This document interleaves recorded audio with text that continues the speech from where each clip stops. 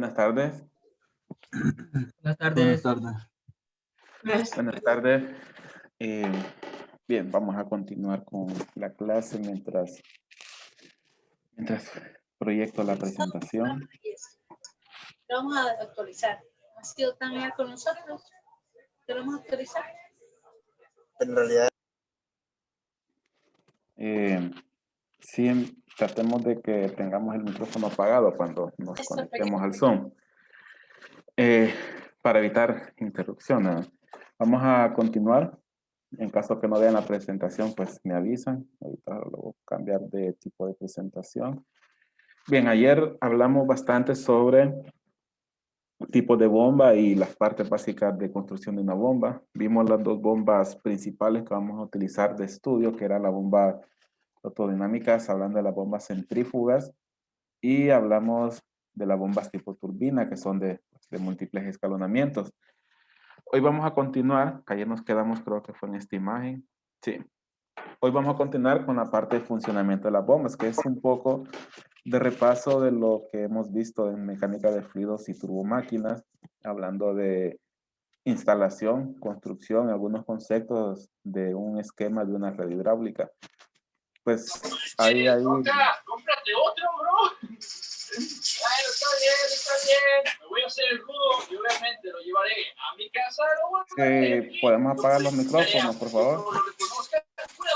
¿Sigo manejando carreras o qué, bro? Apostamos el auto, como tú digas. La policía... Sí, Alan Mejía, sí. Tratemos siempre de que en cuanto nos conectemos, verifiquemos que tenemos el micrófono apagado. Para evitar interrupciones. Bien. Como mencionábamos, vamos a empezar a ver ese esquema, que es un esquema básico, viene desde el libro de turbomáquinas utilizados en las clases anteriores. Sencillo, pero para lo que necesitamos ahorita, pues es suficiente, porque vamos a conceptualizar algunos aspectos de la instalación de un sistema de bombeo. Pues obviamente el objeto de un sistema de bombeo, pues es mover fluidos de un depósito inferior a uno superior. Entonces, vamos a llamar este depósito inferior como la superficie de un tanque inferior. Puede ser un tanque, una cisterna, puede ser una pila. Y vamos a llevar este fluido, que puede ser agua, hasta el depósito superior, marcado como una letra Z. Este es pues el objetivo principal de la bomba. Para eso, tenemos aquí la bomba ubicado, tal vez viéndola de frente, se va a auxiliar de un sistema de tuberías para mover el agua desde el punto A hasta el punto Z, un sistema de conductos. Pueden ser tuberías metálicas, pueden ser tuberías plásticas como los PVC. La bomba, pues, se tiene que auxiliar de la tubería. La tubería, pues, tiene tramos derechos, que son las longitudes, y tiene accesorios para cambios de dirección. Tiene accesorios de cierre, que son válvulas de cierre, que vamos a ver en su momento algunas imágenes. Podemos tener dispositivos de protección del sistema, válvula check, para evitar que la columna de agua, al detenerse la bomba, choque con la bomba y me la pueda dañar. Podemos tener dispositivos de limpieza antes de la bomba, algunos filtros para evitar de que la bomba succione suciedad y esta venga a dar a los impellers, al impeller o a todas las que son válvulas. Podemos tener también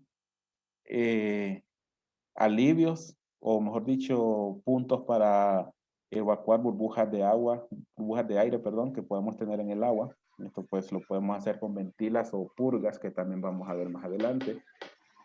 Hay algunas bombas que, las bombas, mejor dicho, se deben cebar para evitar de que arranquen en vacío, es decir, que no arranquen cuando tiene aire en la parte de la succión. En este caso utilizamos un punto de cebado, que no es más que un punto de limpieza, un punto de llenado, perdón. Digamos, antes de arrancar la bomba, nosotros llenamos en este punto con agua hasta que el nivel del agua dentro de la tubería llegó a la bomba.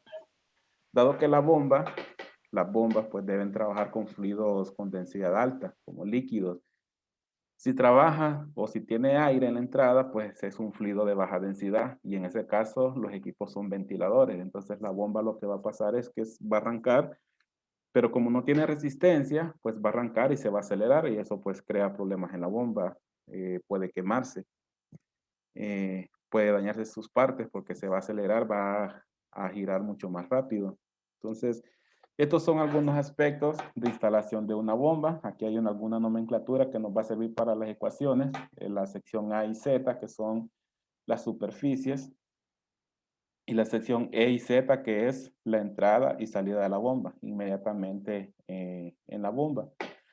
Para los cálculos, sobre todo para los valores de H o de altura física, digamos la altura del punto Z y la altura del punto A, nosotros debemos definir un punto de referencia. Normalmente se toma de referencia el eje central de la bomba para tomar un plano de referencia, pero pues nosotros podemos utilizar cualquier plano de referencia, pues la energía va a depender del cambio de altura, independientemente de cuál plano de referencia tomemos. Podemos tomar de referencia el plano Z, el plano A, o el plano central en el eje de la bomba. Bien, ya con ese esquema, pues ya podemos tener nuevamente un repaso de clases anteriores. Parte del funcionamiento de una bomba es pues la cabeza que debe vencer o la cabeza que debe proporcionar, pues va relacionado a la energía que debe proporcionar. Y tenemos una ecuación, pues que ya estamos muy acostumbrados a esta ecuación, se deriva de la ecuación de Bernoulli. En nuestro caso, pues ya un poco más simplificada. Recordemos en mecánica de fluidos que las pérdidas las calculamos mediante tablas y gráficos con ecuación de ver con los diagramas de número de Reynolds para determinar si era laminado turbulento. Aquí pues vamos a obviar un poco esa parte y vamos a hacerlo un poco más simplificado, pero la ecuación de cabeza sigue siendo la misma. ¿Cuál va a ser esa ecuación? Pues H, con H vamos a simbolizar lo que es la cabeza de la bomba. Si es nuevo el término para nosotros, el término de cabeza de la bomba, pues no es más que la energía mecánica que la bomba le proporciona al fluido o la energía hidráulica que le proporciona al fluido para poder llegar de un punto A hasta un punto Z. Y eso lo puedo determinar como, primero, un término de diferencia de presiones. Presión en Z menos presión en A entre densidad por gravedad. Si las presiones ya las tengo en pies o en columnas de agua, pues no necesito dividir entre densidad y gravedad. Ya lo tengo directamente. Si lo tengo en PSI o lo tengo en pascales, ahí sí tengo que aplicar esta ecuación. Pero ¿cuáles son estas presiones? Pues como vimos en el diagrama anterior, donde teníamos los subíndices Z y A, pues va a ser la presión en la superficie del depósito superior y la presión en la superficie en el depósito inferior. Otro término es pues la altura a la cual debo elevar el fluido. Es decir, la altura desde el punto Z menos la altura del punto A. Es decir, si me regreso nuevamente, esta altura hasta esta superficie. Sería ZA menos, perdón, HZ menos HA. Y esa es la altura física a la cual debo elevar mi fluido. Luego ahí ya tenemos, bueno, como aprendizaje, pues la velocidad del agua o del fluido se puede despreciar. ¿Por qué lo despreciamos en cálculos de mecánica de fluidos o en cálculos de turbomáquinas? Yo aquí debería incluir también el cambio de la energía cinética, pero eso va relacionado a la velocidad que tiene el caso del fluido en el punto Z, en el punto A o en el punto superior, en el punto inferior. Pero ¿qué pasa con la velocidad? Como la superficie es grande, la velocidad con que esa superficie se mueve es suficientemente lento como para considerarlo igual a cero. Entonces, ese término no lo vamos a incluir. No lo vamos a incluir, pero sí vamos a incluir la energía potencial que va relacionada con las alturas. Luego nos queda lo que son las pérdidas. Ahora, ¿qué pérdidas van a ser esas? Pues también es un repaso de clases anteriores. Van a ser pérdidas primarias y van a ser pérdidas secundarias. ¿Cuáles son las pérdidas primarias? Pues las pérdidas por fricción. Pérdidas secundarias, pues pérdidas por accesorios. Son aquellas pérdidas debido a cambios de dirección o cambios de sección transversal. Bueno, ahí tenemos un par de imágenes de un par de tipos de instalaciones hidráulicas. Tenemos una donde el depósito, ambos depósitos están por arriba de la bomba. Podemos tener otro tipo donde uno de los depósitos está por debajo de la bomba. Eso nos va a servir más adelante para los cálculos de NPCH. Bien, esta es la ecuación para cálculo de cabeza de una bomba. Este valor de H es el que nos va a servir para seleccionar una bomba. O cuando van a comprar una bomba, ese dato se lo tienen que dar al proveedor para que el proveedor sepa qué tamaño de motor o qué potencia debe suministrar la bomba para poder cumplir con ese valor de H. Aparte, pues, del flujo que hay que manejar. Bien, antes de continuar con cálculos de energía, cálculos de cabeza, vamos a dedicarnos un rato a hablar un poco de lo que es la cavitación. Ya hablamos de lo que es cabeza, pues cabeza es la energía que la bomba debe suministrar al fluido para lograr moverlo de un punto A a un punto B. Y esta depende de las presiones final e inicial, depende de las alturas a las cuales debo elevar el agua, depende de las pérdidas por fricción y pérdidas por accesorios. Eso es cabeza. Ahora hay un concepto que es muy importante en lo que son los sistemas de bombeo, lo que es la cavitación, que va relacionado pues a un valor de NPCH que vamos a ver más adelante. Primero vamos a conceptualizar qué es la cavitación. Pues vemos aquí una imagen. En esta parte de abajo vemos una imagen de un impeller, una bomba centrífuga, tengo los álabes. La parte del centro es la succión de la bomba, que podíamos ver en este punto en la imagen frontal de esa bomba. Ese punto es exactamente donde se da la menor presión que yo tengo en el sistema. ¿Por qué? Porque ahí la bomba está succionando, está creando un vacío, está creando una presión negativa. Ese valor de presión negativa es la que yo debo cuidar, que no baje tanto hasta que el agua empiece a cavitar. ¿Pero a qué me refiero con cavitar? Pues con cavitar nos referimos a la formación de cavidades de vapor o aire en el agua o de cualquier líquido fluido. Es la formación de burbujas, podemos decir. Pero esas burbujas, al chocar con un impeller que está girando a 1000 revoluciones, 1750, 3000 revoluciones, esas burbujas, al chocar con el impeller, lo que provocan es un golpe.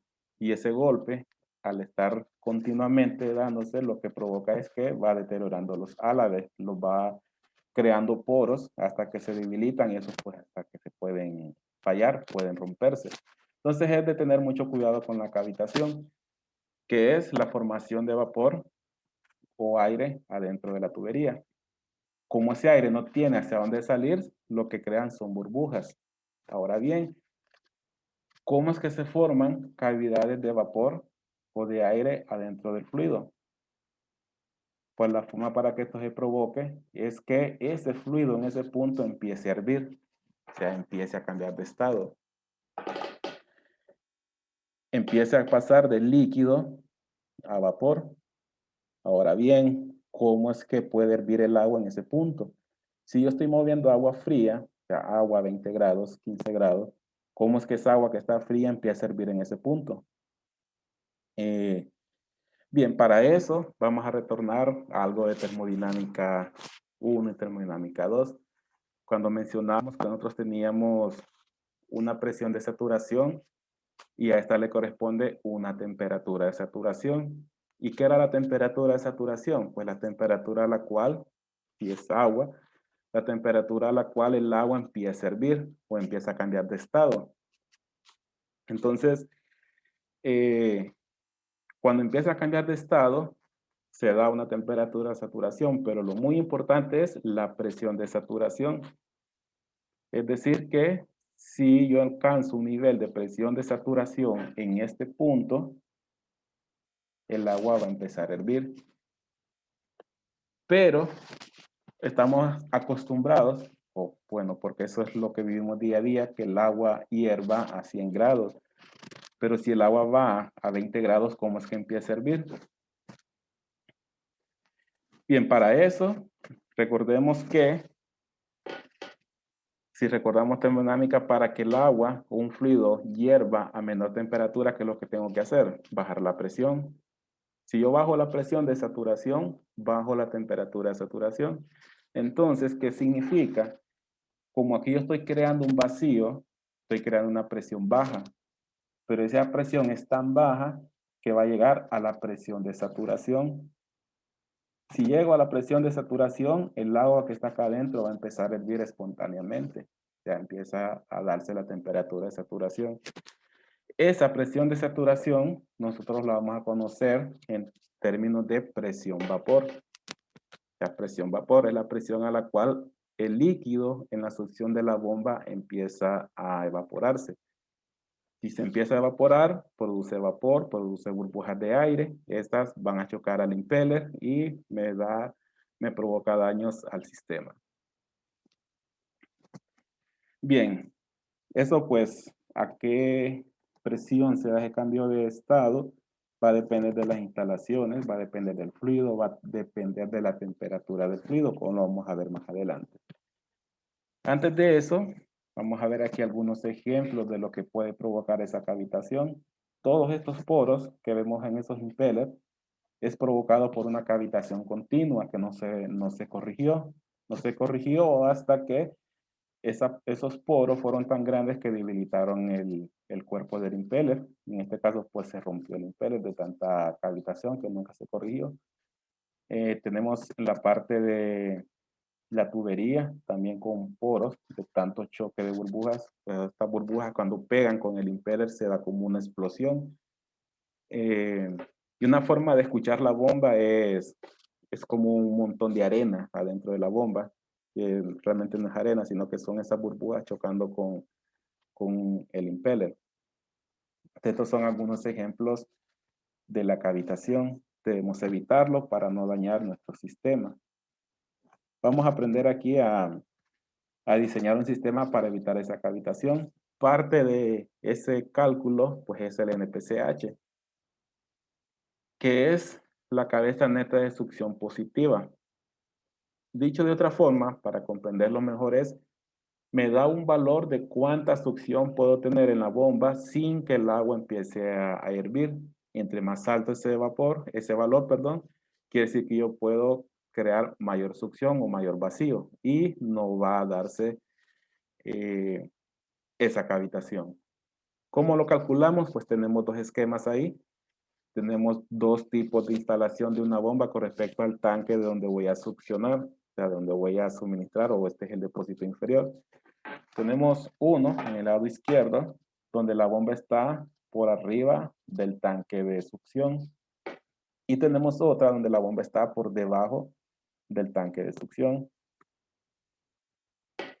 Al lado izquierdo lo vamos a llamar que la bomba se encuentra en una succión negativa.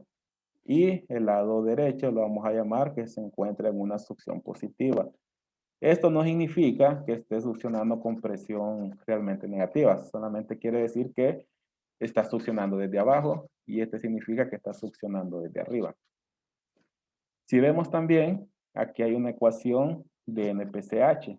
Esa es la cabeza neta de succión positiva.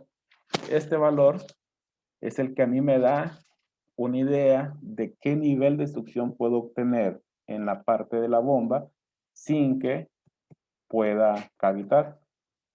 Y esa ecuación, pues, no sé si lo logran ver bien, pero depende de la presión que yo tengo en la superficie del tanque, depende de un valor BP, que esta es una presión vapor, que es lo que acabo de mencionar en la diapositiva anterior. Es la presión a la cual esta agua, si fuese agua, empezaría a hervir. Depende de LS. ¿Qué es LS? Pues es la distancia vertical, distancia vertical, desde la superficie del depósito hasta el eje de la bomba. Es distancia vertical, no importa cuántas vueltas de la tubería, solamente es el cambio de altura. Y HF si no lo logran ver bien, ahí es un H con un subíndice F, son las pérdidas que yo tengo a través de la tubería, que va a ser fricción más pérdidas por accesorios, pero solo medido desde la superficie inferior hasta el eje de la bomba. ¿Qué pasa después de la bomba? Pues eso no interesa para la ecuación de NPCH. Bien, tenemos los dos tipos de disposición. Tenemos las presiones en la superficie. Tenemos presión vapor. En ambos casos tenemos LS, HF. ¿Cuál es la diferencia entre esta disposición y la del lado derecho? Vemos la ecuación que en una LS está dentro del paréntesis que resta, pero en la otra lo cambiamos a LH y esta se encuentra afuera del paréntesis con un signo más. Eso lo que hace alusión es que aquí esta altura juega en contra de la bomba. Entre más bajo esté esta superficie, más tiene que succionar la bomba. Mientras que en la otra, LH juega a favor de la bomba. Es decir, entre más alto es este valor, pues más NPCH tengo disponible. Entonces, para la bomba, pues es mejor porque tengo más disponibilidad de succión y no cavitar. Caso crítico del lado izquierdo es que LS sea tan grande que este valor me dé 0. ¿Qué pasa cuando este valor me da 0? Pues esa bomba va a cavitar. De que la encienda va a cavitar. ¿Cómo solucionamos eso? Pues vemos que LS es la distancia de la superficie al eje del impeller, podemos decir de esa forma. Pero si yo encuentro la forma de que este impeller, en lugar de estar acá arriba, yo lo muevo y lo puedo bajar, ¿qué va a pasar? Este LS va a ser más pequeño. Incluso si lo bajo por debajo de la superficie, yo vuelvo a caer en esta situación. Ahora LH va a ser positivo y va a jugar a favor. ¿En qué tipo de bombas yo logro eso? De mover este impeller a la parte de abajo para reducir LS. Eso lo logro con las bombas turbinas que vimos el día de ayer. Solo para regresar un poco con este tipo de bombas. Vemos el impeller está en la parte baja, ya no está arriba del tanque. Ahora está en la parte baja. Entonces, por eso, cuando ya en la instalación una bomba centrífuga no me va a trabajar porque en cuanto la instale va a empezar a cavitar, mejor instalo una bomba turbina. Y así yo reduzco este valor de LS.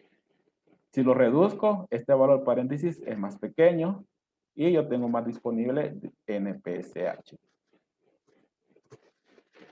Bien, NPCH, ahí están las fórmulas. Después vamos a ver algunos ejemplos. Bien, aquí tengo una tabla para volver a tocar un poco el tema de por qué, cómo es que el agua, aunque vaya fría en la tubería, porque puede ser tubería de agua fría, cómo es que puede hervir. Realmente a presión ambiente el agua hierve a 100 grados, bueno, a nivel del mar. En otros lugares geográficos hierve un poquito menos. En Tegucigalpa hierve como a 97, 98 grados centígrados. Pero ¿por qué hierve a menos temperatura? Porque allá hay menos presión. La presión de saturación es menor. Y si nos fuésemos a un lugar más alto, el agua herviría a menor temperatura. Puede ser que hierva a 95 grados. ¿Por qué? Porque a mayor altura geográfica, menor presión atmosférica. Ahora imaginemos que esa presión puede caer tanto que el agua en lugar de hervir a 95, a 90, hierve a 30 grados. Incluso podemos seguir bajando y que hierva a 10 grados centígrados. Obviamente, a presión ambiente, 10 grados centígrados es agua helada. Puede ser la temperatura de un refresco, de una bebida, pero como la presión es tan baja, a esa temperatura va a hervir mi sustancia, en este caso es agua. Y eso lo podemos ver en esta tabla, que es la tabla extraída de termodinámica, del libro de termodinámica. Nada más que las temperaturas están en grados Fahrenheit. Por ejemplo, vamos a ver las presiones. Por ejemplo, La presión atmosférica en sistema inglés son 14.7 psi. A esa temperatura, pues, a esa presión, perdón, el agua hierve a la temperatura que estamos acostumbrados que hierva. Pero si esa presión la bajamos lo suficiente, digamos, de en lugar de 14.7 psi, logramos bajarlo a 0.95, ¿a qué temperatura va a hervir el agua? Va a hervir a 100 grados Fahrenheit, que son como 40 grados centígrados. Pero si seguimos bajando la presión hasta 0.17, el agua va a hervir a 50 grados Fahrenheit, que son como unos 10 grados centígrados o un poquito menos. Incluso si bajamos tanta la presión como hasta 0.12, el agua va a hervir a 40 grados Fahrenheit, que son como unos 3 grados, 3, 4 grados centígrados. Entonces, esa agua casi va a congelarse, pero que estaría hirviendo. ¿Y quién es el que se va a encargar de bajar esta presión? Pues ese es un efecto de la bomba en el lado de la succión, en el lado de este punto de acá. Él debe bajar la presión para que el agua pueda fluir desde la parte inferior hasta la parte superior. Pero si yo succiono tanto que llegue a estas presiones, digamos, si el agua está a 50 grados Fahrenheit y la bomba produce 0.178 psi en ese punto, el agua va a empezar a hervir. Entonces yo debería de evitar que la bomba llegue a succionar a estas presiones. Y esa es una forma de volar con el NPCH. Siempre que el NPCH sea un valor positivo e incluso sea mayor a lo que la bomba necesita, yo voy a tener la seguridad que mi bomba no va a cavitar. Y para eso pues nos auxiliamos de las ecuaciones anteriores. Bien, cavitación es uno de los problemas que yo debo evitar en mi sistema de bombeo, mis sistemas hidráulicos. Otro problema que yo puedo tener y que debo evitar también es el golpe de ariete. ¿Cuál es la diferencia? Bueno, la cavitación son formación de burbujas en el interior de una tubería, en este caso en la succión de la bomba. Golpe de ariete son las sobrepresiones o golpes que yo puedo tener por sobrepresiones en el sistema, en una red hidráulica, que puede provocar daños a la instalación, puede provocar que se rompan válvulas, se rompan uniones, puede provocar deformación de la tubería y puede provocar hasta daños en la misma bomba. ¿Por qué se puede provocar un golpe de ariete? Pues como es una sobrepresión, lo puede provocar el paro repentino de una bomba. Lo puede provocar que se quede sin energía la bomba de forma imprevista y se detenga de forma rápida. O lo puede provocar un cierre brusco de una válvula. Pero ¿por qué estos paros repentinos provocan un golpe de ariete? Bien, aquí hay unas imágenes donde hay un fluido moviéndose de izquierda a derecha. Tenemos una válvula en este punto y tenemos pues el siguiente tramo de energía, de tubería, perdón. Nosotros abrimos la válvula y el fluido puede pasar. ¿Qué pasa si yo esa válvula la cierro rápido, de forma rápida? Lo que va a pasar es que el agua inmediatamente en la válvula se va a detener, pero el agua que viene más atrás, por la inercia, intenta seguir su recorrido.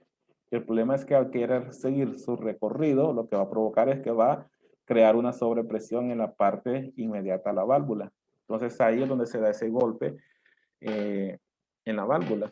Es como esos golpes que tenemos cuando abrimos una válvula que tiene, nada más que hay por aire. Ese golpe que nos da la red, como cuando se va el agua potable y cuando intenta regresar y nosotros abrimos una válvula, sentimos un golpe en la tubería.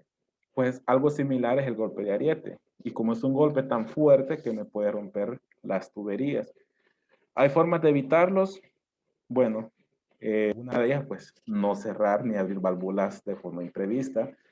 Colocar bombas con algún sistema de paro lento o paro suave, con algún variador de frecuencia, un arrancador suave.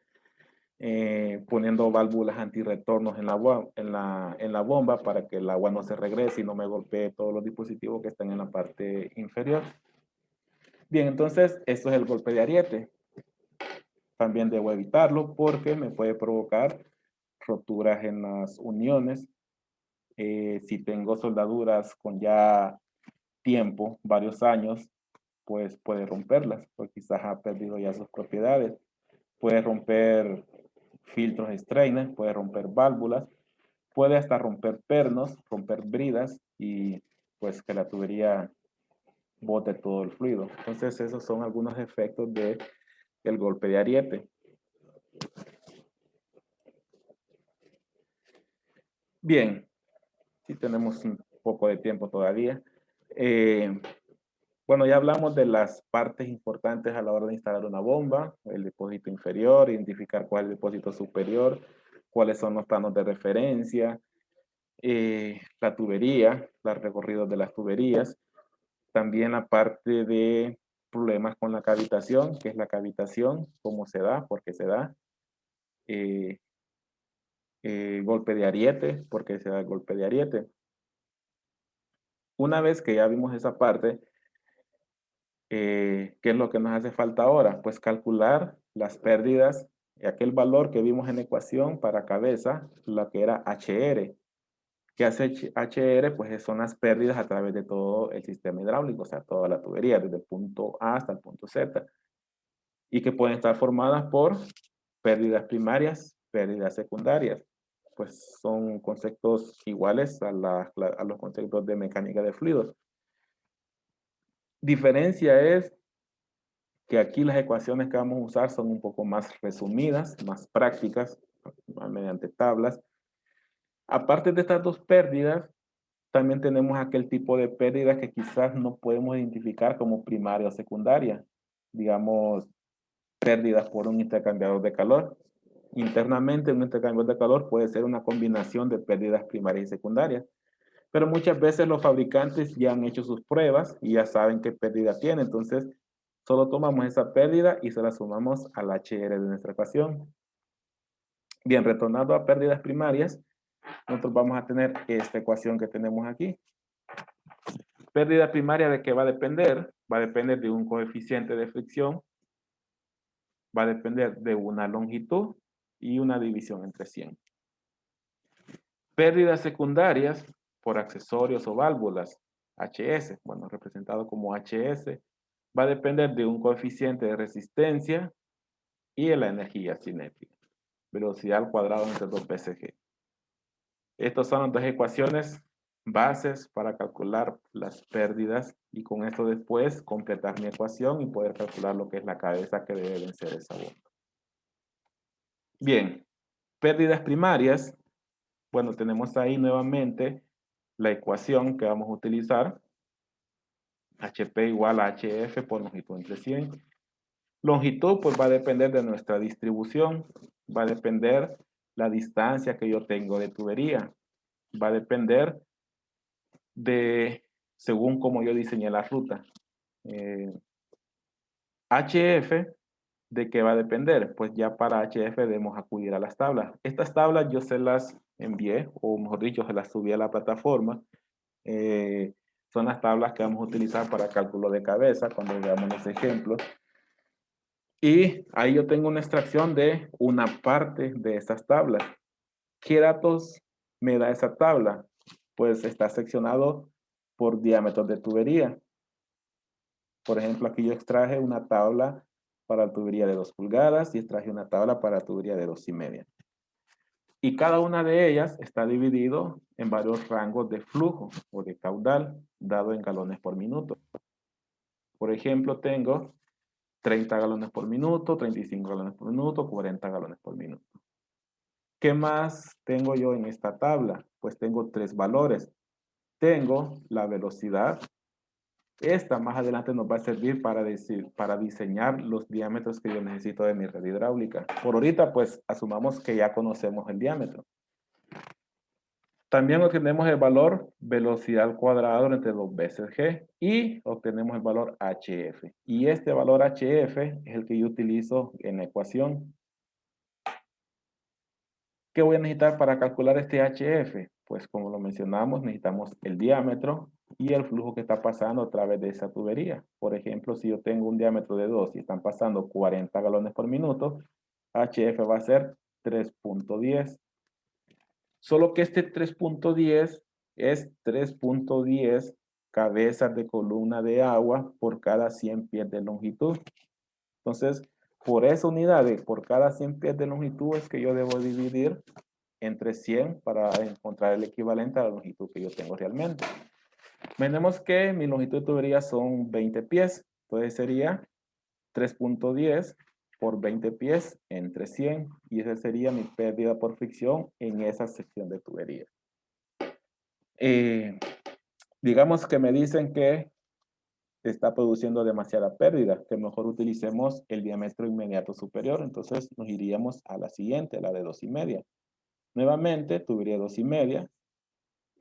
Flujo 40 galones, intersectamos, y ahora HF sería 1.28, ya no sería 3.10. Y así pues vamos obteniendo los datos de las tablas. Es mucho más sencillo tener que encontrar primero el número de Reynolds para determinar si es turbulento, si es laminar, después irnos a las otras gráficos para encontrar el HF. Entonces es mucho más sencillo. Estas tablas sí dependen de el fluido que estoy manejando y dependen de la tubería, hablando del material. Las tablas que yo les mandé son para tubería de hierro negro, o sea, tubería metálica, moviendo agua. Pero el procedimiento es exactamente el mismo a como si yo tuviese acero inoxidable, si tuviese PVC, si tuviese aluminio, si tuviese cobre. El procedimiento es exactamente el mismo. Lo que puede cambiar son los valores HF, porque todos tienen corrosividad diferente. Entonces producen fricción diferente. Pero esta misma tabla, su porcentaje de error entre hierro galvanizado, acero inoxidable y hierro negro, pues es bien poco y podemos usarlas indistintamente. Entonces, eso en cuanto a las tablas para pérdidas primarias.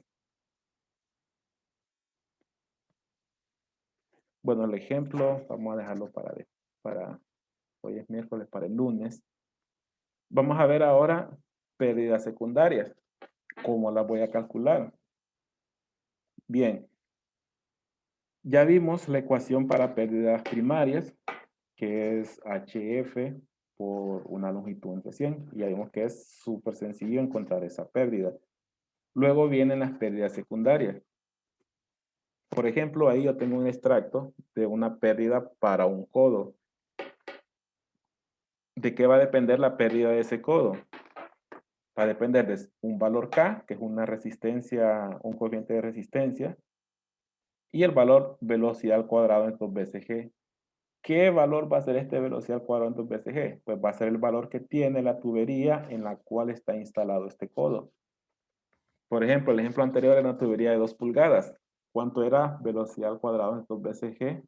Habíamos dicho que era 40 galones, 3.227. 227. Este valor es el que nosotros utilizaríamos para esta ecuación, siempre y cuando estemos calculando la pérdida de un codo en esa tubería. Si ya es codo en otra tubería, entonces tenemos que repetir todo el proceso para volver a encontrar velocidad al cuadrado 2 veces G. Y el valor K va a depender del tipo de accesorio. Pues este puede ser un codo, en este caso es un codo regular, que puede ser un codo de radio corto, bridado 90 grados, pero puede ser también un codo a 45 grados, puede ser un codo roscado. Cada uno va a tener un gráfico diferente. Este gráfico es el que a mí me da este valor de K. Entonces, hay que tener ese cuidado de estar utilizando el gráfico adecuado. Nosotros tenemos que saber qué tipo de accesorio es y después buscar el gráfico que le corresponde a ese accesorio. Por ejemplo, si este fuese un codo de 45 grados, yo estaría utilizando el gráfico incorrecto porque este es el gráfico para uno de 90 grados. Entonces hay que tener ese cuidado en el uso de las tablas. ¿Cómo encuentro el valor K? Pues si vemos el gráfico tiene dos ejes. El eje horizontal es un eje de diámetros. ¿Qué diámetro va a ser el de este codo? Pues va a ser el diámetro de la tubería en cual está instalado. Si fuese el caso del ejemplo anterior, pues sería un codo de 2 pulgadas. Luego, ¿de qué va a depender? Pues solamente de eso. Buscamos la intersección de esta línea en diagonal, que es la línea que me da el valor de K.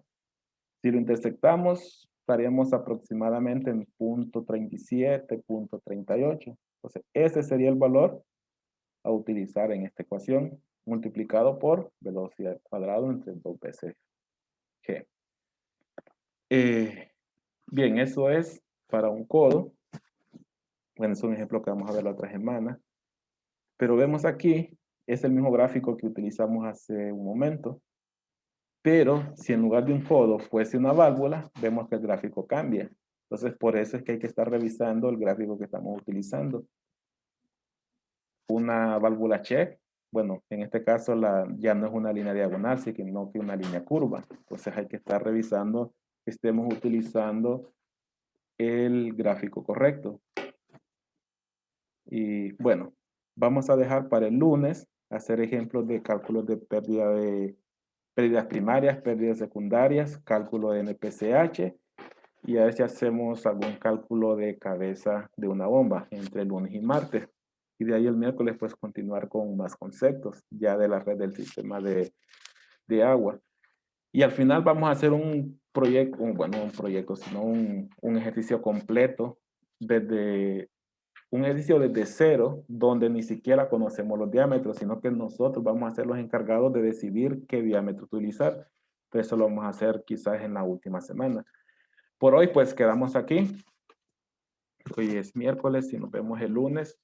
Bueno, si no hay consultas, o si hay consultas, pues si no, nos vemos el lunes. El lunes terminamos de revisar si todos están en grupo.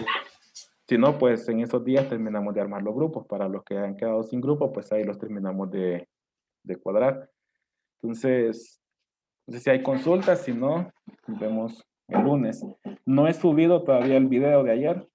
Voy a dedicarme tal vez hoy y mañana a subirlos, porque después doy otras clases, entonces no me queda mucho tiempo ya en la noche. Entonces, sí, mañana o pasado estaría subiendo los videos. Consultas. Si no, pues nos vemos el lunes. Gracias, ingeniero. Bueno, Gracias, ingeniero. bueno, buenas tardes. Gracias, ingeniero. Bueno, Muchas gracias, ingeniero. bueno, nos Buenas vemos. Buenas tardes.